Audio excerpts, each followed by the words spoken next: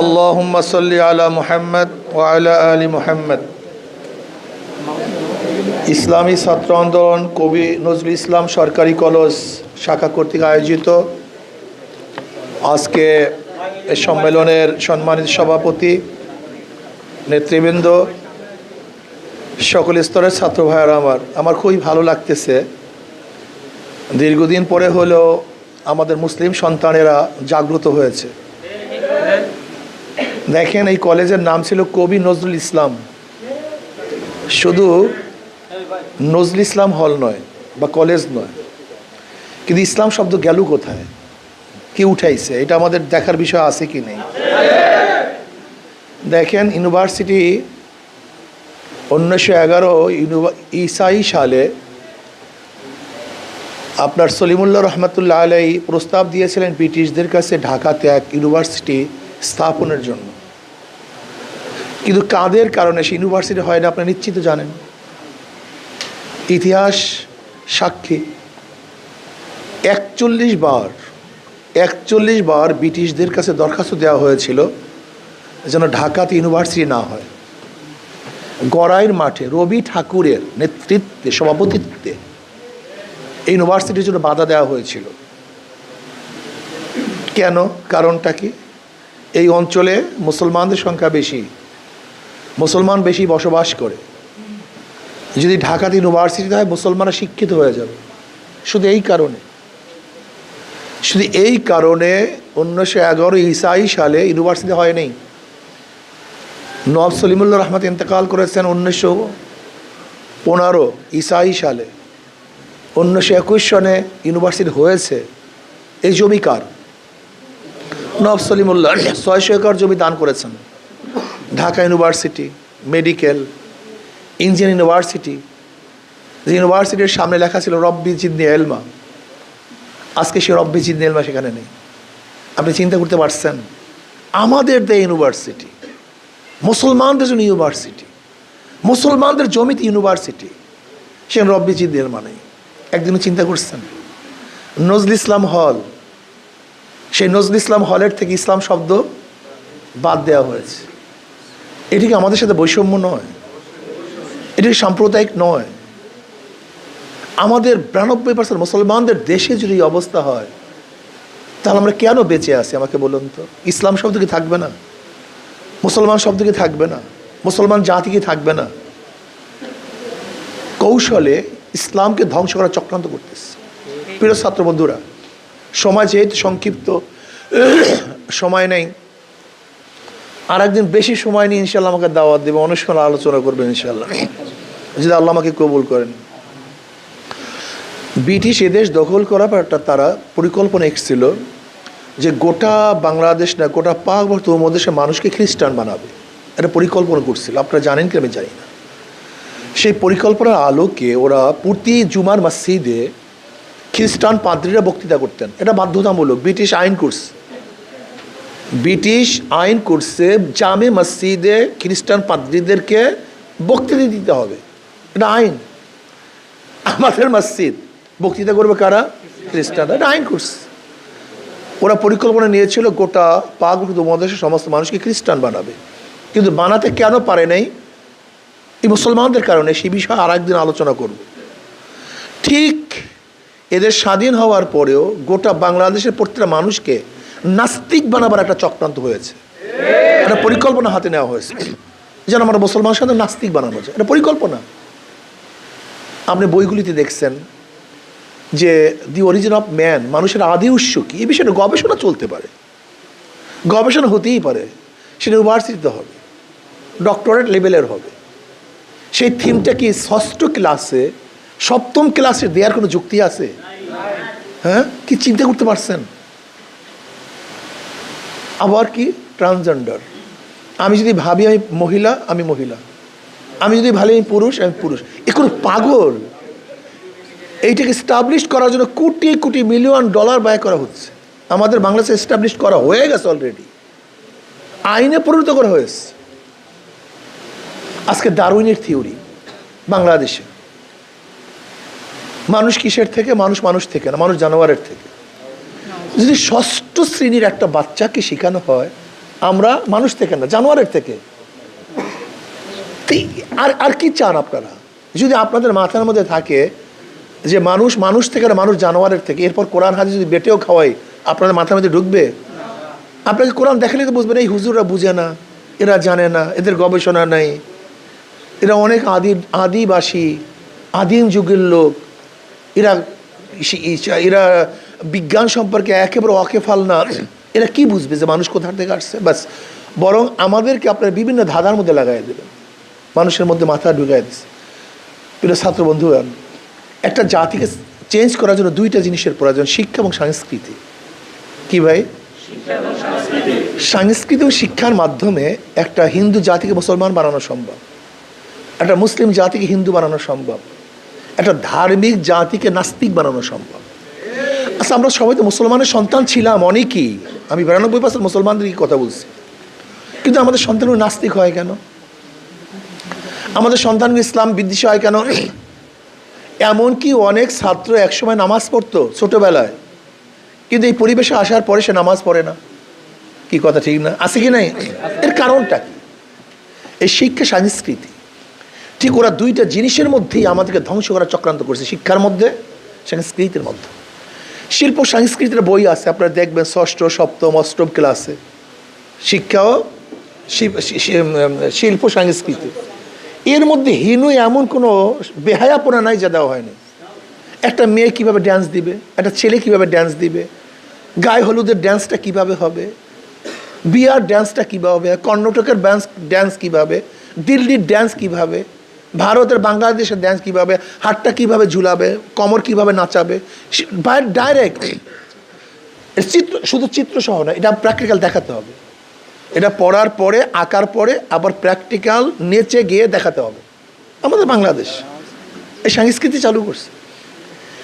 আপনি কি দেখেছেন আমাদের বইয়ের মধ্যে কী লেখা, কি শিক্ষা দেওয়া হয়? একটা মেয়ে প্রথম ছেলের হাতটা কিভাবে ধরবে, প্রথম অ্যাপ্রোচটা কিভাবে করবে, তাকে কিভাবে আয়ত্তে নিয়ে আসা হয়, ব্যাপারটা এরকম সুন্দর মতো হাতে কলমে। এটা হাতে কলমে না সহজ, এইটা আবার প্র্যাকটিক্যাল দেখাতে হবে ওস্তাদের সামনে। আপনি কি চিন্তা করতেছেন? একটা যুবতী মেয়ে বড় হওয়ার পরে তার কি কি আলামত, কি কি চিহ্ন, কি কি পরিবর্তন, এটা পড়ানো হচ্ছে। এমনকি মিন্স অফ প্রেয়ার, মিন্সের সময় তার কাপড়টা কীভাবে রাখবে, কোথায়, এইটাও পড়ানো হচ্ছে। আপনি চিন্তা করতে পারছেন? আমাদের বইয়ের মধ্যে, আমাদের টাকার বই, একটা জাতিকে ধ্বংস করার পরিকল্পনা কি দেখছেন? ওরা জানে আপনারাই তো একদিন দেশ চালাবেন, আপনারাই ম্যাজিস্ট্রেট হবেন, আপনারা ডিসি হবেন, সচিব হবেন, আপনারা প্রশাসক হবেন, আপনারা জজ হবেন, দেশ চালাবেন। কিন্তু আপনাদের মাথাটা যদি নষ্ট করে যাওয়া যায়, ধ্বংস করে দেওয়া যায়, তা জাতিকে ধ্বংস করতে আর কোনো যুদ্ধের প্রয়োজন আছে? আমাকে বলেন তো, বোমার প্রয়োজন আছে? ব্যাস, এই শিক্ষা এবং সংস্কৃতির মধ্যে আমাদেরকে ধ্বংস করার চক্রান্ত চলছে। আজকে মুসলমানদের ইতিহাসকে, আজকে মুসলমানদের ইতিহাস বিকৃত করা হচ্ছে। আজকে তিতুমির ইতিহাস, সুলতান মাহমুদ গজনবীর ইতিহাস, আজকে মুসলমানদের সমাজ শরিয়াতুল ইতিহাসকে সন্ত্রাসবাদ হিসাবে আমাদের দেশের ইতিহাসে দেখানো হচ্ছে। আমাদের বিজয়কে কি বলছে? এটা দখলদারি। আমাদের বিজয়কে কি দেখানো হয়েছে? আমরা দখল করছি জোর করে আমাদের দেশের ইতিহাসে। আপনি চিন্তা করতে পারছেন? প্রিয় ছাত্র বন্ধুগণ, নিজের পরিচয় ভুলিয়েন না। যে নিজের পরিচয় ভুলে যায় সে কিছুই করতে পারে না। আমার প্রথম পরিচয়টা কি? আমি বাঙালি, বাংলাদেশি, আমি আওয়ামী লীগ, আমি বিএনপি, আমি জাতীয় পার্টি, আমি চরমোনাই, আমি অমুক, আমি তমুক। এইটিকে আমার প্রথম পরিচয়? আমার প্রথম পরিচয় মুসলমান। ইন্নানি মিনাল মুসলিমিন, ইন্নানি মিনাল, এটা আমার ফার্স্ট পরিচয়। আগে পরিচয় ঠিক করেন, আগে আপনার উদ্দেশ্য ঠিক করেন, পরিচয় ঠিক করেন, তারপর সামনে কদম বাড়ান। আপনি কি ইসলাম বাদ দিয়ে দল করবেন না ইসলামকে রাখিয়া দল করবেন? এখন প্রশ্ন এখানে। আজকে আপনি ইসলামকে বাদ দিয়ে দেশ গড়বেন না ইসলামকে নিয়ে দেশ গড়বেন? আপনি কি ইসলামকে বাদ দিয়ে চাকরি করবেন না ইসলামকে নিয়ে চাকরি করবেন? আপনি কি ইসলামকে বাদ দিয়ে সংসার করবেন ইসলামকে নিয়ে সংসার করবেন? এখানে প্রশ্ন।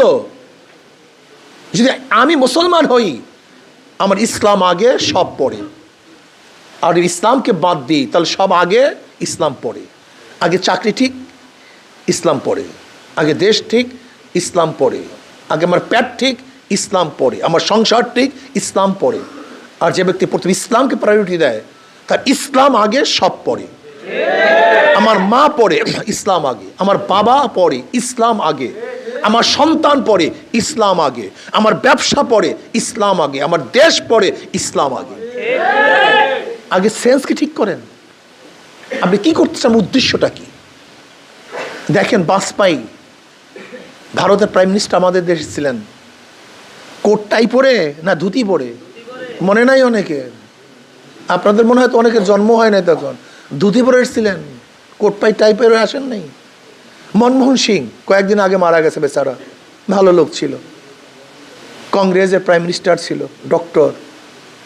দেখছেন সে সংসদে বসছে, ভারতের সর্বোচ্চ জায়গায় বসছে, কিন্তু তার ধর্ম ছেড়ে নয়, ধর্ম নিয়ে মাথায় পট্টি ছিল, শিখদের দাড়ি ছিল, শিখদের মোচ ছিল, শিখদের পাগড়ি ছিল, শিখদের চুল ছিল। আজকে গোটা দুনিয়ার ওয়ার্ল্ড ব্যাংকের যে চেয়ারম্যান, সে কিন্তু একজন শিখ, ওই পট্টি পরা ওয়ার্ল্ড ব্যাংকের যে চেয়ারম্যান, সে কি একজন শিখ, পাগড়ি পরা, ছাড়ে নাই। ওই যে দেখছেন আমাদের দেশের যারা স্বাধীনতাকে ছিনতাই করছে, সেই অরোরা সাহেব দস্তখত যখন করেছিলেন তার মাথায় কি ছিল? কিসের পাগড়ি? শিখদের পাগড়ি। তারা ধর্ম ছাড়ে নেই। কিন্তু আমাদের এমন কি হলো যে আমরা কিছু হলেই প্রথম ধর্মটাকে জবাই দিই, ইসলামটাকে জবাই দিই, তারপর কাজটা শুরু করি। আমি একজন ম্যাজিস্ট্রেট হব, প্রথম ইসলামকে জবাই দিই। একজন ডিসি হব, ইসলামকে জবাই দিই। এমপি হব, ইসলামকে জবাই দিই। না, আপনার সেন্স থাকতে হবে। আমি ডিসি হব ইসলামকে নিয়ে, আমি চেয়ারে বসবো ইসলামকে বাদ দিয়ে না, ইসলামকে নিয়ে চেয়ারে বসবো। আমি এই দেশের প্রেসিডেন্ট হব, আমি প্রাইম মিনিস্টার হব, আমি প্রধান সেনাপতি হব, আমি প্রধান বিচারপতি হব, কিন্তু প্রধান বিচারপতির আসীনে যখন বসবো ইসলামকে বাদ দিয়ে নয়, ইসলামকে নিয়ে সেখানে বসবো। আমি রণাঙ্গনে যুদ্ধ করব, ইসলামকে বাদ দিয়ে নয়, ইসলামকে নিয়ে আমি যুদ্ধ করব। যদি সেন্সের মধ্যে এইটা থাকে, আমি ইসলামকে নিয়ে কাজ করব, তাহলে দুনিয়া তো কামিয়াব, আখিরাতেও মুক্তি পেয়ে যাবেন।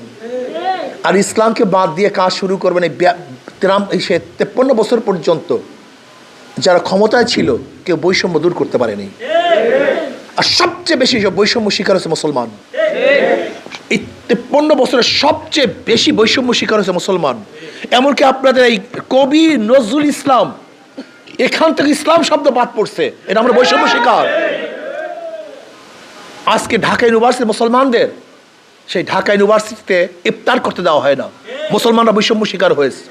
ঢাকা ইউনিভার্সিটির মুসলমানদের সেখানে নামাজ পড়তে দেওয়া হয় না, এটা বৈষম্য শিকার হয়েছে মুসলমান। ঢাকা ইউনিভার্সিটির মুসলমানদের সেখানে দেখা যায় যে ওয়াজ মাহফিল করবে, সেই ওয়াজ মাহফিল করতে দেওয়া হয় না। বোরখা পরে আমার মেয়েরা, আমার বোনেরা সেখানে ঢুকতে পারে না, তাদেরকে টিটকারি করা হয়। আজকে মুসলমানের সন্তানেরা নবী আলাইহিসসালাতু ওয়াস সূরাতে ঢুকবে, সেখানে টিটকারি করা হয়। অথচ মুসলমান ইউনিভার্সিটি, বাংলাদেশের সবচেয়ে বেশি বৈষম্য শিকার হয়েছে মুসলমান। আপনি কি জানেন আজকে হাজার প্রতিষ্ঠান আছে যেখানে দাড়ি রাখতে গেলে অনুমতি নিতে হয়, বৈষম্য শিকার। হাজার প্রতিষ্ঠান আছে দাড়ি রাখার কারণে চাকরি হয় না, বৈষম্য শিকার। হাজার প্রতিষ্ঠান আছে টুপি পরার কারণে চাকরি হয় না, বৈষম্য শিকার। এই 53 বছরের সবচেয়ে বেশি বৈষম্য শিকার হয়েছে মুসলমান। না, আর বৈষম্য শিকার হতে চাই না। আমরা জাগ্রত হব, আমরা আমাদের ইতিহাস সম্পর্কে জানি। আমরা কোন জাতি? আমরা মুসলিম জাতি, বিরাট জাতি। আপনি কি জানেন 712 ঈসাই সালে মাত্র মোহাম্মদ বিন কাসিম রহমতুল্লাহ 17 বছরের যুবক, মাত্র 17 বছরের যুবক 5000 সৈন্য নিয়ে রাজা দাহির 1 লক্ষ সৈন্যের বিরুদ্ধে বিজয় অর্জন করেছিল। 1 লক্ষ সৈন্যের বিরুদ্ধে মাত্র 5000, 17 বছরের যুবক। আমরা সেই জাতি। সুলতান মাহমুদ গজনবী রহমতুল্লাহ আলাইহি, সেই আপনার কান্তার মরু, হিন্দুরা চিন্তাও করতে পারে না কান্তার মরু পাড়ি দিয়ে সোমনাথ মন্দির দখল করবে, এটা সম্ভবই না। 200 কিলোমিটারের বেশি শুধু চওড়া কান্তার মরু, সেই মরুভূমিকে পাড়ি দিয়ে সোমনাথ মন্দির দখল করেছিলেন সুলতান মাহমুদ গজনবী রহমতুল্লাহ আলাইহি। আমরা সেই জাতি যারা মাত্র 17 জন সৈন্য নিয়ে বহুত বড় বড় রাষ্ট্র দখল করছে, আমরা সেই জাতি। আমরা কারা? আমরা হযরত শাহজালাল ইয়ামানী রাহমাতুল্লাহ আলাইহির গোষ্ঠী, যারা আল্লাহু আকবরের ধ্বনিতে রাজা গৌর গোবিন্দর তখ্ত তাউসকে ধ্বংস করে ফেলেছেন। আমরা সেই জাতি। আমরা কোন জাতি? যারা রোম পারস্যকে হারিয়ে কালেমার পতাকা উড্ডয়ন করেছিলাম, আমরা সেই জাতি। যারা গোটা দুনিয়া নেতৃত্ব প্রদান করেছিল, আমরা সেই জাতি। যারা গোটা দুনিয়ার বিজয় অর্জন করেছিল, আমরা সেই জাতি। নিজেদেরকে ভুলিয়েন না, নিজেদেরকে ভুলিয়েন না। আমরা মুসলমান। ইন্নানি মিনাল মুসলিমিন ওমান আহসানু কাওলাম মিম্মান দা ইলাল্লাহি ওয়া আমিলা সালিহাও ওয়া ক্বালা ইন্নানি মিনাল মুসলিমিন। শোনেন, আপনি যত ইসলাম ছাড়েন, ভারত কিন্তু আপনাকে ইসলামপন্থী মনে করবে। ধরে নেন, ধরে নেন আমরা অনেক ইসলাম ছেড়ে দিয়েছি, কিন্তু ভারত আমাদের উপরে আক্রমণ করবে কি হিসাবে বলেন তো? কথা বলেন না কেন? বুঝেন না কেন বাংলা কথা? আপনি যতই উদারপন্থী হন না কেন, ওরা কিন্তু আপনাকে উদারপন্থী ভাববেন না। ওরা কিন্তু ইসলাম মুসলমান হিসাবেই আক্রমণ করবে। কাজে আমি কেন আমাকে ধ্বংস করব? আমি আমাকে কেন নিশ্চিহ্ন করব? ইসলাম আমার প্রায়োরিটি থাকবে। ইসলাম আমার আসল, ইসলাম আমার অরিজিনালিটি, আমার মূল হল ইসলাম। ইসলামকে বাদ দিয়ে আমি অন্য কিছু করতে পারি না। কেন করতে চাই? ইসলামের মধ্যে শান্তি, ইসলামের মধ্যে মুক্তি। আপনি কি দেখেন 5ই আগস্টের পরে মুসলমানরা সবচেয়ে বেশি মন্দিরগুলি পাহারা দিয়েছে? আপনি কি দেখেন নাই যে হিন্দুদের পূজা আশ্রার জন্য মুসলমানরা কোনো বাধা প্রদান করে নেই? এই যে বাদশাহ আলমগীর রহমতুল্লাহ আলাইহির বিরুদ্ধে অনেক কথা ঐতিহাসিকরা লিখে, ইসলামের দুশ্মন ঐতিহাসিকরা, অথচ আলমগীর রহমতুল্লাহ, জিন্দাপীর আলমগীর রহমতুল্লাহ আলাইহি, তার ইতিহাস কত সুন্দর ইতিহাস। 50 বছরের সম্রাট ছিলেন আলমগীর রহমতুল্লাহ আলাইহি, 50 বছরের সম্রাট ছিলেন। দারা সুজা মুরাদকে নাকি তিনি হত্যা করছেন, তিনি হত্যা করেন নির্ভুল, বিচারকরা তাকে রায় দিয়েছেন, অথচ তার হত্যার দায় দায়িত্ব তার উপরে চাপিয়ে দেওয়া হয়। ইতিহাস জানতে হবে আমাদেরকে। তিনি হত্যা করেননি, বিচারকরা। দারা তো ছিল পুরা ঠাকুরপন্থী, সে তো পৈতা পড়ত, মদ পান করত, সে দেশদ্রোহী ছিল। যাই হোক, আমি সেদিকে যাব না। সে আলমগীর রহমতুল্লাহ জমানে কোনো এক যুদ্ধে একটা মন্দির ভাঙ্গার কারণে তিনি কিন্তু সরকারি খরচে সেই মন্দিরকে আবার গড়ে দিয়েছিলেন। যদি মুসলমানরা বিজাতিদের উপর ধ্বংস করত, এতটুকু সেন্স কেন নাই আমাদের? আমি বুঝলাম না কিছু। 750-800 বছর পর্যন্ত এদেশের শাসক ছিল মুসলমান, 1-2 বছর না। আচ্ছা, যেই জাতিটা 750-800 বছর পর্যন্ত শাসক থাকে, তারা যদি বৈষম্য করতো, অন্য জাতিকে ধ্বংস করার চক্রান্ত করতো, তাহলে একটা জাতিও থাকার কথা। তাহলে এখানে বাংলাদেশ পাকবর্ধ মধ্যে হিন্দুদের সংখ্যা বেশি কেন? আমরা কারোর অত্যাচার করি না, অবিচার করি না, লা ইকরাহা ফিদ্দীন, আমরা কাউকে বাড়াবাড়ি করি না। কিন্তু ওরা বিভিন্নভাবে আমাদের উপর অপবাদ দিয়ে ইসলামকে চাপিয়ে রাখার চেষ্টা করতেছে। কিন্তু আমাদের চক্ষু তখন খুলছে, আমরা অন্ধকার থেকে আলোতে বের হয়ে আসছি। এখন আমাদেরকে আর ধোঁকাবাজি করতে পারবে না। কি কথা ঠিক না ভাই? এখন আর হাবিজাবি বলে আমাদেরকে দমাতে পারবে না। আমি মুসলমান। ওমান আহসানু কাওলাম মিম্মান দা ইলাল্লাহি ওয়া আমিলা সালিহাও ওয়া ক্বালা ইন্নানি মিনাল মুসলিমিন। আমার ফার্স্ট পরিচয় আমি একজন মুসলমান। ইসলাম অনুযায়ী চললে ইসলাম শুধু মানুষের জন্যই কল্যাণকার না, গোটা মাখলুকাতের জন্য কল্যাণকার। কালকে আমাকে একজন প্রশ্ন করছে, আপনার ঢাকা ইউনিভার্সিটি কিছু ছাত্ররা গেছে যে ইসলাম ক্ষমতা আসলে কি হবে? আমি বলি গোটা মাখলুকাতের উপকার হবে। আমি এক কথা বলছি, শুধু জনগণ না, মানুষ না, আমি কি বলছিলাম? গোটা মাখলুকাত উপকৃত হবে, গোটা মাখলুকাত। বলে কিভাবে? আমি বলি দেখেন, ওমর ইবনে খাত্তাব রাদিয়াল্লাহু বলছিলেন যে আমার খেলাফতের আমলে ফোরাতের কুলে, ফোরাত কোথায়? এটা মিশরে, এইবার এরাকে। ফোরাত কোথায়? এরাকের মধ্যে। ওমর ইবনে খাত্তাব বলছেন কোথায়? মদিনা, কোথায় এরাক। হযরত ওমর ইবনে খাত্তাব বলছেন আমার খেলাফতের আমলে যদি ফোরাতের কুলে কোনো একটা উট বা একটা কুকুর পানি না খেয়ে মারা যায়, আমি ওমরকে জবাব দিতে হবে। কি বুঝলেন? এই একটা সেন্স, একটা গবেষণা করুন, শুধু এই একটা কথার গবেষণা করুন যে আমার খেলাফতের কোথায় মদিনা রাজধানী আর কোথায় ফোরাত। বলছে আমার খেলাফতের আমলে ফোরাতের কুলেও যদি একটা কুকুর, মানুষ না, একটা কুকুর না খেয়ে মারা যায়, আমাকে জবাব দিতে হবে। উখরিজাতিন নাস, নবী আলাইহিস সালাতু ওয়াস সালামকে আল্লাহ পাক কেন বলেন ওমা আরসালনাকা ইল্লা রাহমাতাল লিল আলামিন, আলমের জন্য, গোটা মাখলুকাতের জন্য তিনি রহমত স্বরূপ। কাজী মুসলমান কার উপরে জুলুম করতে পারে না, অত্যাচার করতে পারে না, অবিচার করতে পারে না। আমাদের যুদ্ধের ইতিহাসগুলো ওরা তুলে ধরে। অথচ আমাদের যুদ্ধ নীতি সম্পর্কে জানে না। ইসলামের যুদ্ধ নীতি হলো যুদ্ধকালীন অবস্থায় কোনো মেয়েদের পা আঘাত করা যাবে না, কোনো শিশুকে হত্যা করা যাবে না, কোনো পুরোহিতকে হত্যা করা যাবে না, কোনো ধর্মগুরুকে হত্যা করা যাবে না, কোনো ধর্মীয় প্রতিষ্ঠানকে ধ্বংস করা যাবে না, কোনো বন্দি সৈনিকের সাথে খারাপ ব্যবহার করা যাবে না। বরং আমাদের ইসলামের মধ্যে আছে বন্দি সৈনিককে যেই খানা খাওয়াবা তোমরাও যেই খানা খাবা, বন্দি সৈনিককে তুমি সেই পোশাক পরবা তুমি যেই পোশাক পরবা, বন্দি সৈনিককে সেখানে রাখবা তুমি যেখানে থাকবা। এটা আমাদের ইতিহাস। আপনি কি দেখেন নাই যে মক্কার থেকে বদরের ময়দানে ইসলামকে ধ্বংস করার জন্য আসছিল কাফের বেঈমানেরা, সেখানে 70 জন কাফের ধরা পড়েছিল, কিন্তু নবী কি করেছেন? সবাইকে ছেড়ে দিয়েছেন। আপনি চিন্তা করতে পারছেন? এটা ইসলাম, এটা মুসলমান। যে ওয়াহাশি সাইয়্যিদুশ শুহাদা আমির হামজা রাদিয়াল্লাহু তাআলাকে শহীদ করেছেন, সে ওয়াহাশিকেও আমার নবী মাফ করছেন। আপনি বুঝছেন ইসলাম কি জিনিস? আমার ছাত্র বন্ধুরা, ইসলাম নিয়ে চিন্তা করো। দেখো, একটা হলো নেগেটিভ পজিটিভ। প্রথম যদি আমার উপরে নেগেটিভ ভাব নিয়ে চিন্তা ভাবনা করো, তাহলে তুমি হাজারো নেগেটিভ আমার মধ্যে পাবা। কি কথা ঠিক না?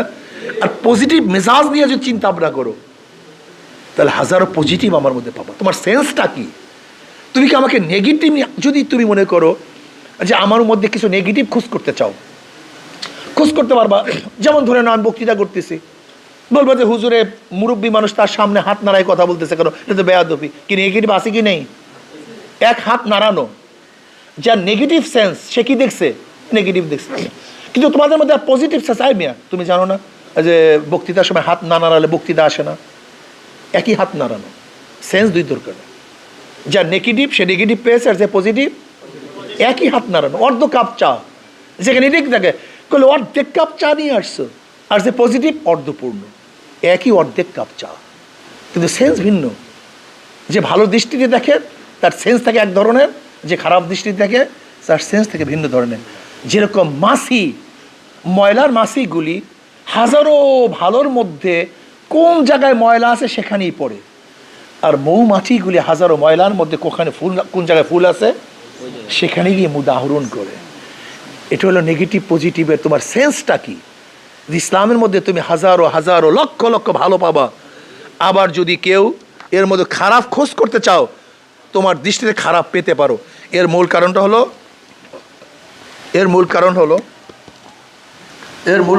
এই যে আমার সেন্স কি। শেষ উদাহরণ দিয়ে আমি কথা শেষ করব। নবী আলী সাল্লাল্লাহু আলাইহি ওয়াসাল্লাম বসা, আবু জাহেল সেখান থেকে রওনা করছে। কল মোহাম্মদ তুমি এত নিকৃষ্ট, এত কালো, এত কুৎসিত। নবী আলাইহিস সালাতু ওয়াস সালাম, আপনি ঠিকই বলছেন। একটু পরে আবু বকর রাদিয়াল্লাহু আসছেন, আসলে ইয়া নবী আল্লাহ, আপনার চেহারা চাঁদের চেয়ে উজ্জ্বল। তাহলে তুমি ঠিকই বলছো। এবং সাহাবারা বলতেছেন যে ঘটনা কি আবু জাহেল বলছে নিকৃষ্ট কালো, আপনি বলছেন ঠিকই বলছেন, আর আবু বকর বলছে একেবারে সুন্দর উজ্জ্বল, চাঁদের চেয়ে উজ্জ্বল। কল ঠিকই বলছেন, একই মানুষ একই জায়গায়। কলে দেখো, কলবের সাপ চোখের মধ্যে পড়ে, কলবের সাপ চোখের মধ্যে পড়ে। আবু জাহেলের কলবটা কালো কুচ্ছিত, এই জন্য ওর চোখের মধ্যে আমাকে কালো কুচ্ছিত দেখছে। আর আবু বকরের কলবটা হলো স্বচ্ছ সুন্দর, এই জন্য সে আমাকে স্বচ্ছ সুন্দর দেখছে। কাজে আল্লাহ আমাকে এবং আপনাদের সবাইকে ভালো চিন্তা, ভালো ভাবনা নিয়ে সামনে অগ্রসর হওয়ার তৌফিক দান করেন, এবং ইসলামকে সামনে কদম বরাবর তৌফিক আল্লাহ পাক দান করেন। রাজি আছেন ইনশাআল্লাহ? আর একদিন দেখা হবে ইনশাআল্লাহ, আসবেন, এরকম কথাবার্তা বল হবে ইনশাআল্লাহ। আমাদের কবি নজরুল ইসলাম হল এই সরকার